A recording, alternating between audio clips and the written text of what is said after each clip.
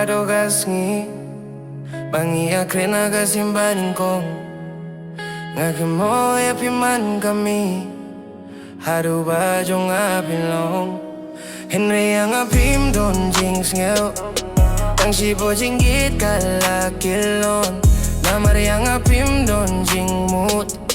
Ngala siya shit siya phone Kumno nga so jinggit yapi Awa yang apim don jing stang Naruka bas dang aro yang apim jusun nyaw Jing pang jong alas dang banjem Henry mintang awan yang banging alamut bade mapi Imam pin jem yang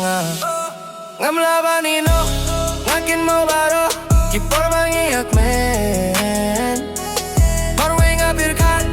Yode jing lejong nga imat Bajing git gane tang siteng Balay pim sna tu Balay pim jus nenggu Yaki jing le bajong nga Marway mintang asa Bangklet ya pingamla Namar ya pingala Itchisha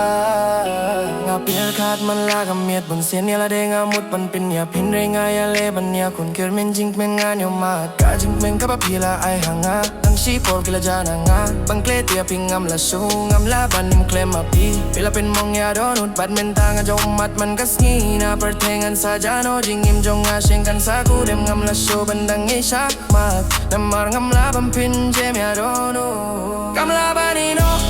Ngakin mau baro Kipor bangiyak men Marway nga birkat Yode jing lejong nga imat Bajing git gane tang siteng Balay pim sna tu Balay pim jus ngenggu Yaki jing le bajong nga Marway mintang asa Bangklet ya pingamla Namar ya pingala Itchisha Sipo kuman sa kilon Siya'y minta pidon Ngakwa banlong jong pi Sa sisiyang akwa yohi Banyo dong haru bakut Haro yang apim benud Minta jinge akiban Siya deng hapkin ran Nagaro jong pi Minta ngalalong teli Ngam labanino Akin mau baro Kipor bangiyak men Marway nga berkat Yode jing lejong nga imat Bajing gikane tang siteng Balay bim sketu Balay bim jus nunggu Yaki jing le pajong nga Marway mintang asa Batbang tia pingamla Namar ya pingamla